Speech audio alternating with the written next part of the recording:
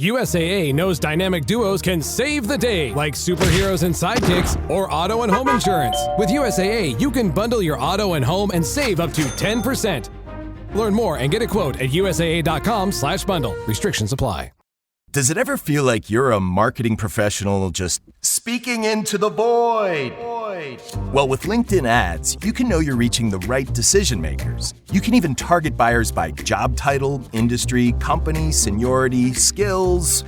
Wait, did I say job title yet? Get started today and see how you can avoid the void and reach the right buyers with LinkedIn ads. We'll even give you a $100 credit on your next campaign. Get started at linkedin.com/results. Terms and conditions apply. 9 años pidiendo el Snack Wrap. Aquí tienes tu Snack Wrap. ¿Tú quieres un Snack Wrap? Toma tu Snack Wrap. ¿Tú también? Toma un Snack Wrap. Snack Wrap, Snack Wrap, Snack Wrap. Volvió el Snack Wrap. Ba-da-ba-ba-ba. With a major selection of the looks your kiddos love, starting at just $4 in the Walmart app, a new school year means a stylish new them. Who knew? Find skater skirts and Crocs that say, I'm casual but cool. Sparkly sneakers that say, it's my classroom, you're just learning in it. And preppy polos that say, I'm the teacher's pet, even if they're mommy's menace at home. Find their favorite styles starting at just $4 in the app. The Walmart you thought you knew is now new. Gatorade is the #1 proven electrolyte blend designed to hydrate better than water. So you can lose more sweat and raise your game. Gatorade, is it in you? Hey, it's Ryan Reynolds here from Mint Mobile. Now, I was looking for fun ways to tell you that Mint's offer of unlimited premium wireless for $15 a month is back. So I thought it would be fun if we made $15 bills. But it turns out that's very illegal. So there goes my big idea for the commercial. Give it a try at mintmobile.com/switch. Upfront payment of $45 for 3-month plan equivalent to $15 per month required. New customer offer for first 3 months only. Speed slow after 35 gigabytes if network's busy. Taxes and fees extra. See mintmobile.com. Raise the rudders! Raise the sails! Raise the sails! Captain, an unidentified ship is approaching. Over. Roger. Wait, is that an enterprise sales solution? Reach sales professionals, not professional sailors. With LinkedIn ads, you can target the right people by industry, job title, and more. We'll even give you a $100 credit on your next campaign. Get started today at linkedin.com/results. Terms and conditions apply. Have you ever spotted McDonald's hot, crispy fries right as they're being scooped into the carton? And time just stands still. Ba-da-ba-ba-ba. Ryan Reynolds here from Mint Mobile. With the price of just about everything going up, we thought we'd bring our prices down. So to help us, we brought in a reverse auctioneer, which is apparently a thing. Mint Mobile Unlimited Premium Wireless. How did you get 30, 30, bet you get 30, bet you get 20, 20, 20, bet you get 20, 20, bet you get 15, 15, 15, 15, just $15 a month? Sold! Give it a try at mintmobile.com/switch. Upfront payment of $45 for 3-month plan equivalent to $15 per month required. New customer offer for first 3 months only. Speed slow after 35 gigabytes if network's busy. Taxes and fees extra. See mintmobile.com. My cat Freddie loves to be brushed and cuddled. But stirring up his cat allergens meant sneezing and itchy eyes. Then I found Purina One Live Clear. It's cat food that reduced the major allergen and my suffering in as little as 21 days. Now, we feel closer than ever. If you have issues with cat allergens, you really need to try Purina One Live Clear. Try new Purina One Live Clear today. Purina One, a difference from day one. This episode is sponsored by Friskies, who would like to tell your cats hi. Now, if that didn't get your cat's attention, there is one thing that always does the trick. Just pour some Friskies crunchy food in the bowl and you'll hear those paws come running. Works every time. With so many Friskies choices, you can always bring your cats running from their secret napping spots. There's always more to explore. See for yourself at friskies.com or visit your local store. AI is moving fast. So fast, it's hard to keep up. In fact, in ServiceNow's latest AI Maturity Index, scores dipped 20% from last year. But that's okay, because AI isn't a sprint, it's a marathon. You may be behind today, but tomorrow you could be a pace setter. Dive into ServiceNow's AI Maturity Index and see how you can innovate as fast as your ambitions. Visit servicenow.com/AI maturity. Jif peanut butter. It's that jiffing good, it doesn't really need advertising. So instead, enjoy the calming sounds of the ocean. Jif. Ooh, it's that jiffing good. Get your Jif at Jif.com. This episode is brought to you by Hyundai. Get into the Hyundai Getaway Sales Event and get away with a deal so right, it almost feels wrong. Because right now, you can save big on their most popular models, including SUVs like the Hyundai Santa Fe and Santa Fe Hybrid, and the all-electric Ioniq 5 and Ioniq 6. The Hyundai Getaway Sales Event. Visit HyundaiUSA.com. Offers end September 2nd, 2025. This episode is brought to you by GM Genuine Parts and AC Delco. Get the most out of your vehicle with GM Genuine Parts and AC Delco original equipment. The only parts designed, engineered, tested, and backed by General Motors. You can find your perfect fit for most makes and models and choose from 3 tiers of parts, including GM OE or gold and silver aftermarket parts. Visit gmparts.com for more information. Here at the Almond Joy Factory, where tropical vibes abound, we use soft, fresh-tasting coconut. The crunchiest almonds and delicious chocolate candy. Ah, but do you know what our most important ingredient is? Sometimes you feel like a nut. Sometimes you don't. Almond Joy's got nuts and something even way better than that. Yes, Almond Joy is made with almonds and joy. Everyone who works at Starbucks, full or part-time, gets stock in our company, simply for being part of our company. That's why we call our employees partners, because when Starbucks succeeds, our people do too. And that success turns into down payments, family vacations, and so much more. At Starbucks, benefits like company stock are just the start. Learn more about how we support partners at starbucks.com/partners. Are your business expenses playing hide and seek? With Uber for Business, the small spends that slip through the cracks, like rides and meals, go right where you need them. Because it integrates with leading expense platforms, you can say goodbye to surprise costs, missing dollars, or chasing receipts. Everything's track downable. Uber for Business. Make small steps that make a big impact. Learn more at uber.com/small steps. Hey, it's Paris. You know I love sparkly things, right? Like stars. Duh. And thanks to Hilton and AutoCamp, I just slept under them. Picture me, serving looks by the fire outside my luxurious Airstream, making s'mores with the kids, while a national park is our backdrop. The great outdoors meets Hilton hospitality. That's hot. Explore all the new ways to stay at Hilton.com. Hilton for the stay. It's summer. Time to enjoy long days, lazy nights, and zero cooking. Because Uber Eats has deals all summer long. So when hunger strikes, don't sweat it. Delicious deals are just a tap away on Uber Eats. Enjoy all your favorite food delivered straight to you. Get Burger King, Subway, Popeyes, and hundreds more local favorites and savor every last bite. Now that sounds like a good summer. Order now on Uber Eats. Terms apply. Product availability varies by region. See app for details.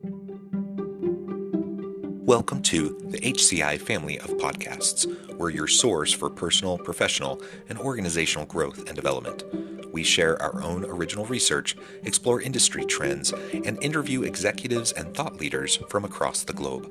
Join us for practitioner-oriented content around all things leadership, HR, talent management, organizational development, and change management. Maximize your personal and organizational potential with the HCI family of podcasts. Daniel Space, welcome to the conversation today. Thank you. Thank you for having me, Jonathan. It is a pleasure to be with you. Where are you joining us from? I'm going to say New York City because that's my home, and I refuse to admit to people that I'm still in Charlotte, North Carolina for a few years. So let's just say New York City.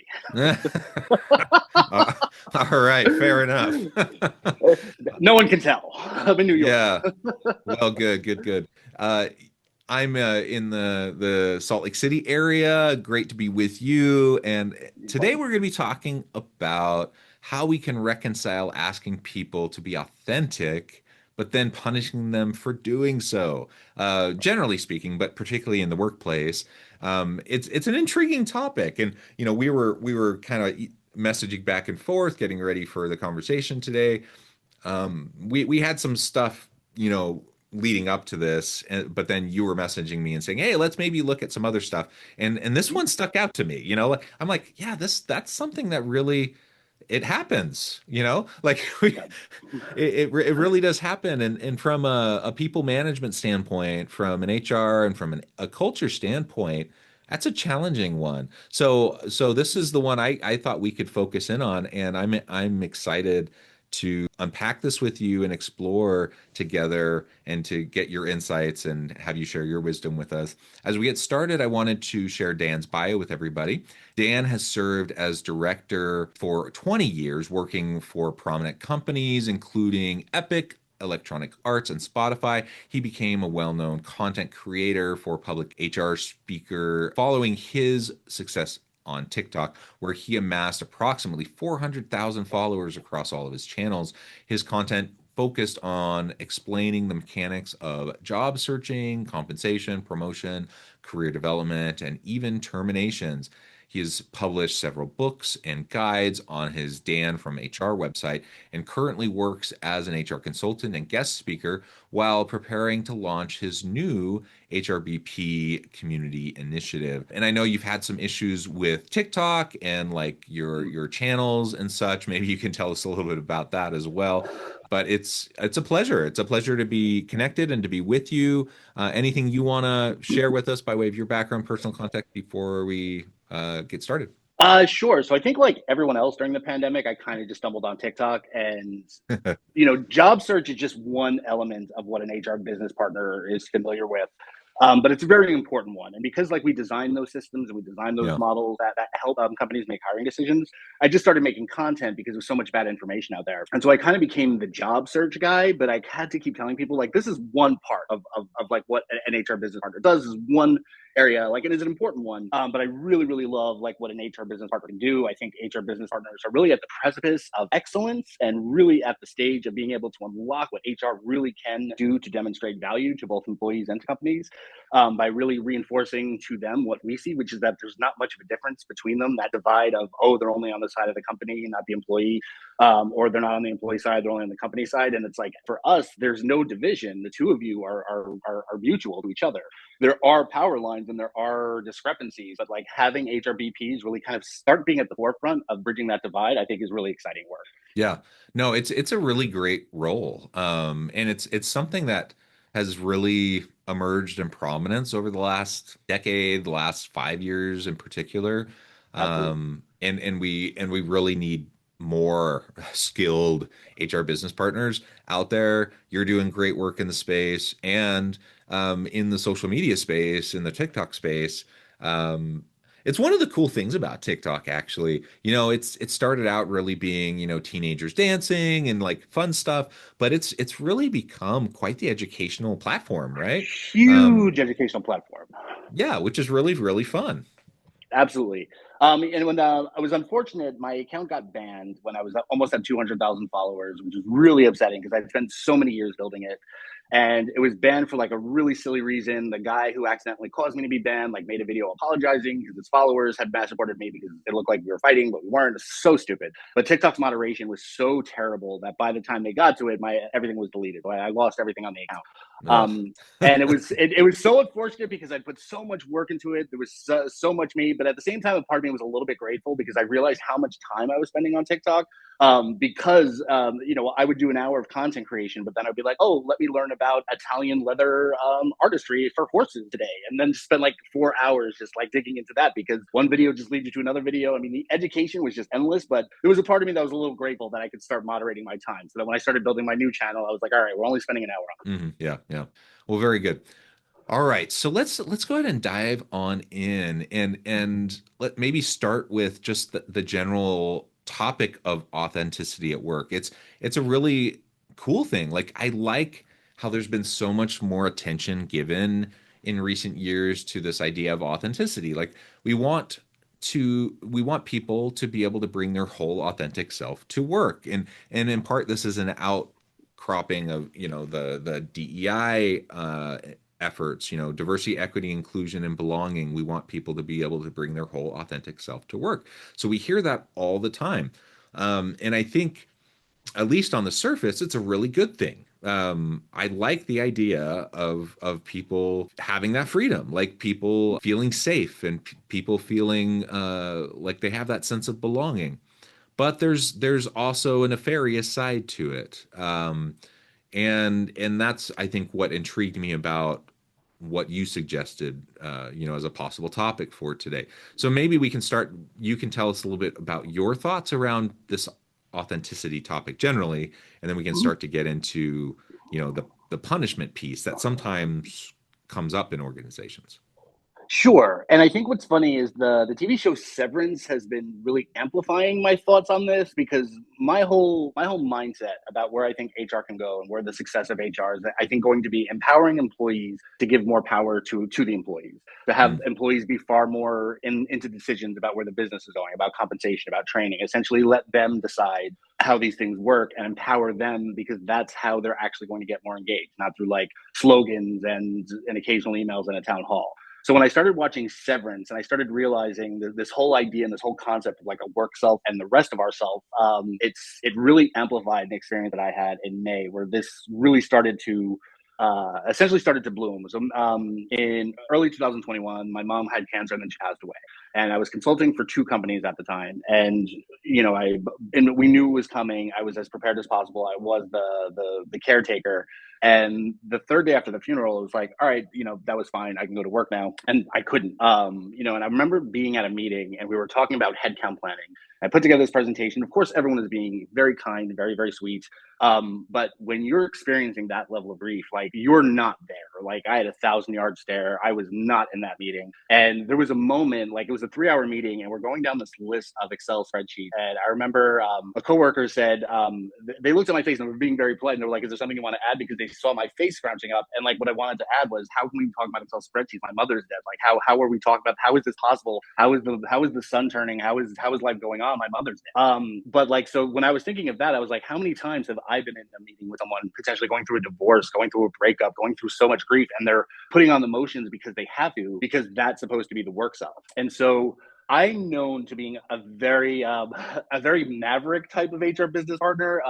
Companies either hate me or love me after they're working with me, but they'll always remember me, and they'll always say, at least I made things entertaining. But there was one point where 2 months later, when I made a presentation, I included pictures of my mother in it, because that was my authentic self. So I would, talking about org design, and the page 7 was like, here's one of my favorite pictures of my mother. Look at her; she was happy, she was smiling. I love this. I want to make sure she's always remembered. And then I would move on to the next slide, and by implementing that was like a way for me to say, if you want my authentic self, this is my authentic self, which is someone who is suffering hugely right now with the death of his mother. And so that's what kind of got me really started, and especially as it relates to then listening to Black employees and other employees of color, to women employees, to trans employees, as it relates to, I can't be my authentic self as much as you say you want me to be. The moment I become a target. And that's where I was like, so companies have to either stop saying they want the authentic self, or have to create a safe space to do that. In which case, in many cases, it may be that the employee is not going to be quite as productive that day, but potentially starts to build a much bigger feeling of engagement and loyalty with that company, because they did feel seen and they did feel heard. And then, of course, it leads into, I think, some of the negatives. Like, do we want someone authentic who potentially likes to be violent towards animals, or is a thief? Like, where do we draw the line between authenticity and something that the company can't tolerate? Yeah, good stuff. And a lot to unpack there. And you're right. Like, how often have we been there, in meetings, going through the motions, right? And Right. the one time that I really can think of where people were truly open to just the hardness of like the situation was like the early days of COVID. And I remember sitting in a meeting. It was a leadership meeting, and everyone was struggling on like trying to figure out what are we going to do. Everyone was trying to figure out what to do with their teams, and so now we're in a leadership meeting, and everyone's stressed. And the senior leader, this was just another one of these hard meetings, and the senior leader just took a pause and just sat back and said, "Hey, how are y'all doing?" You know, be like, "This is hard. This is hard. Like, how are y'all It's fucking doing?" right. And she just like recognized our humanity in the moment, and she just recognized that we're like not only are we trying to deal with hard things for our teams, but we're struggling, and like our families are struggling, and like it's just hard for everybody. And like it didn't take away the need for like us to still have to try to figure out stuff and to deal with stuff and whatever, but at least for that hour, like she just recognized and acknowledged that it was hard, and like gave us a chance to recognize it, and like we could all kind of support each other. And it was a really beautiful thing. It was a really nice thing.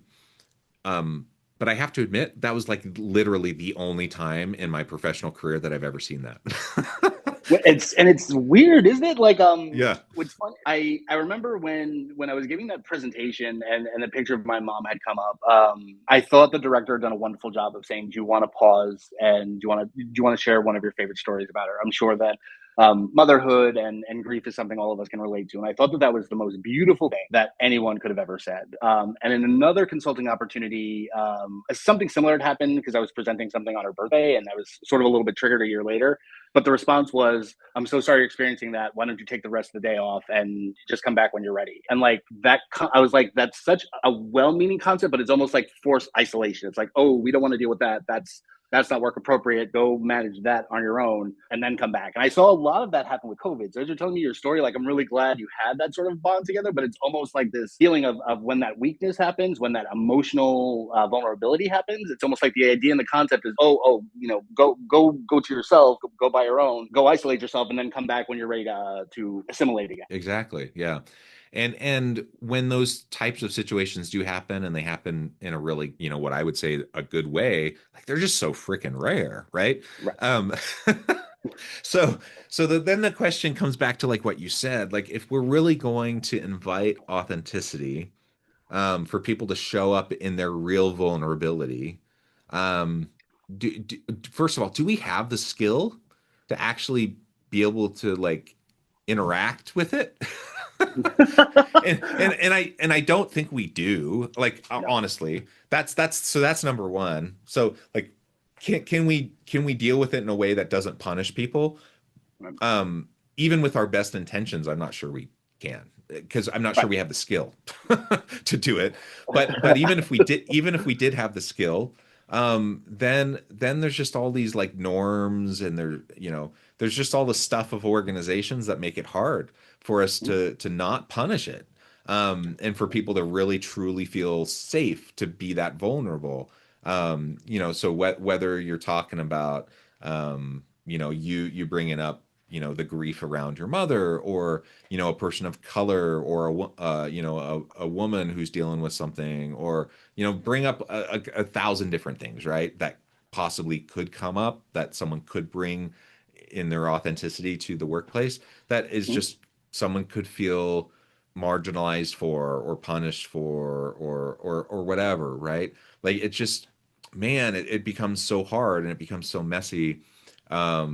It could happen in so many ways that someone could feel punished for it, and I'm not sure what the answer is, for that, and especially in this day and age, like this politically charged environment right now. It seems like extra hard, extra challenging, for us to be able to like navigate. It just seems so hard. I don't know. And then you brought up the other side of the coin. If we want people to be able to like be vulnerable and bring their authentic selves to work, then we have a bit of the tolerance trap, because like I want people to feel safe, to be vulnerable, but I don't want to tolerate bigotry. I don't want to Right. tolerate racism, homophobia. And if someone feels like that's my authentic self, I am a bigot. Right. And I want to be able to come to work and be bigoted. Like, no, Right. you don't have a right to be bigoted at work. You Yep. know? So And there all was, this becomes very tricky. and I thought there was a great example where I was at, and I gave her so much credit. And if you happen to be listening, Mrs. B, I love that you did this. We were at I don't know, a 3-day offsite. And one of the things we were doing was just going around the room and, who you are, what you do, name one interesting thing about yourself. And then she said, her interesting thing about herself was that her and her husband recently started getting into diaper play. And I was like, that's fascinating. I would never have admitted that in a workplace, but there were no limits drawn on this. You're talking only about you, so it's harmless to everyone else. It's not as though you're talking about some sort of thing that causes harm to people. But how courageous that took to kind of be that vulnerable. But that to me was just such a perfect example of when something is happening to someone's life that is so exciting and so powerful and so life changing, they can't repress it while at work. But I could tell the look of everyone was so uncomfortable, a little bit awkward. The director spoke to me afterwards, saying, "Is that something we have to coach?" And I'm like, "No, I mean, she didn't go into graphic details." And I was like, and that's where it really struck me, the fact that we're so uncomfortable with it that we don't know what to do with this. And I think to your point, not only is this uncharted waters, not only is this in a politically charged climate, but let's add a really litigious one. One person who could have said, "I feel really uncomfortable with this. I'm going to sue the company for sexual harassment." Yeah. And yeah. It's such a hard thing. So what, I don't know, like what would you suggest to organizations in terms of like parameters around it? And then if we put parameters around it, is it truly like, are we truly welcoming? Is it truly safe? Are we not punishing? Like, I don't know, like how do you think about it? I've tried a few experiments with some of the companies I've been consulting with, and they've all failed miserably, which is as most experiments do in the beginning. What we found is it has to come from the top. It really does. If a team does it in isolation, I've seen it be successful if we have a really advanced team leader who either has this mindset or is working with an HR person who really understands this mindset and can kind of like start to set some of the parameters of but really helping to guide what and helping define what we mean by authentic is this, not this. Authenticity is not an invitation into your personal life with illegal substances or with your bedroom life or with your deepest, darkest fantasies. It's just the fact that you don't feel that you have to separate this wall between who you are at work and who you are at home, that you can speak a little bit less formally, that you can feel more comfortable decorating your space in a style that's more you, that you don't feel compelled to code switch, that you don't feel compelled to sort of suppress how you feel. To be a little bit more open with some of your hobbies, provided that they're not destructive to other people or to yourself. And that worked for a while, but then the issue became everyone was so sort of amused and sort of fascinated by what was happening that it became more about that than about the work. So like people were having like in many cases, the things kind of took off on their own. They were making like small little ERG groups and whatnot to kind of talk about things and talk about how people were responding to like this new language and this new thing. But then no work was getting. So it becomes this thing of how to manage that with some parameters. I'm excited by it. I want to keep experimenting with it because I think it could lead to some really amazing outcomes. But it's just really tough because you kind of have to define a lot of it. Yeah, and it's like anything else. Like the more you define it, the more parameters you put around it, the more scaffolding you add, then the more restrictions, right? And the more like you're trying to like make it more flexible, and at the same time, it's like this. I don't know. It's a catch 22.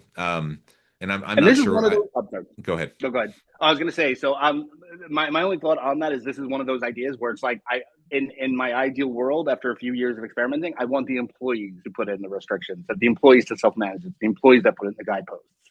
They look to their leaders and potentially HR for some potential direction. But the more that it's a community decision together of that team, the more they will own it. Yeah, yeah. And I think ideally, that does seem to make the most sense. And from like the example with the potential sexual harassment, like that's the issue with sexual harassment is it really is in the eye of the beholder so often, right? Like if someone feels uncomfortable, that's the problem. But if you have a community of people that together can help define, what the parameters are and what they're comfortable with and whatnot, then it's okay, right? And so Absolutely. yeah, so that's interesting. But yeah, I just think ultimately it would really be nice to get beyond the performative and to get to the truly authentic and where people can be vulnerable, in appropriate ways, but be vulnerable, and where we can truly be with people and supportive of people, so that we don't have to be sitting in a room next to somebody who just lost a parent, where they just have to pretend like everything's fine. Right. Or I can only imagine, but like back in 2020, and I guess the pandemic was happening, so I just don't even know how people of color were dealing with it. But like during the George Floyd moment, like I just can't even imagine how people of color were dealing with all of that, right? So like if we were in the office and sitting in a conference room next to a colleague, like you can't just sit there and pretend like nothing is happening, right? Like that Right. it's devastating. Or I don't know, name the thing. Like there's 1,000 different things. Or the political dynamics happening. Like you just can't pretend like everything's fine when it's not fine. And so you have to make space for it. You have to make space for, at times, for there to be dialogue around it, and at least for people to just not be okay. Um, and it is a tricky thing, and I guess at least having leaders who have empathy and at least enough emotional intelligence to be able to like navigate these tricky things, that's a plus. But I guess another aspect of this is just recognizing in these complex times that we're expecting a whole lot more out of leaders and people managers today than we ever did before, aren't we? Very much so. I honestly, one of the things I was building out is that I think the managers have taken on too much. There's too much expectation from every single level. And I think that has to be reviewed. And I think what you brought up before was such a great point, especially with the death of George Floyd and Black Lives Matter and so many Black employees of color, obviously suffering, and had indicated and talked about how disappointed they were.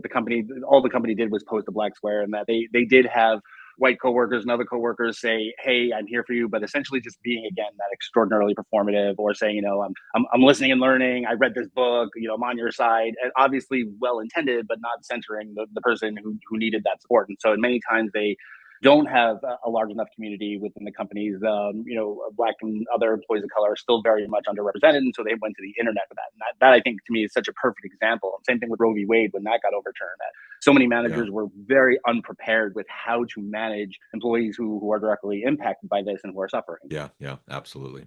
Well, I mean, we certainly haven't like answered the question or solved anything in this Not quite, no. conversation. But it's an interesting question, and I hope just even having this conversation has gotten people to start thinking along these lines. And I think there's a lot of conversations that probably need to happen in each and every organization. So for anyone in the audience today, take this question back to your teams, take this question back to your organizations, and have the dialogue, have the conversation, and explore this, because I think it's an important question. Daniel, this has just been a great conversation with you. I know at the time I need to let you go. Before we wrap things up for today, anything that you would like to add by way of final comment, and anything that you could share with the audience in terms of how they can get in contact with you, anything like that, as we wrap things up? Sure. I can be found on all channels as Dan from HR. I'm very, very excited to be launching my HRBP community, which is you can sign up at the hrbps.net or the hrbps.net. Awesome. Well, thank you so much. It's just been a pleasure. I encourage the audience to reach out, to get connected, find out more about what Dan can do for you. And as always, I hope everyone can stay healthy and safe, that you can find meaning and purpose at work each and every day. And I hope you all have a great week.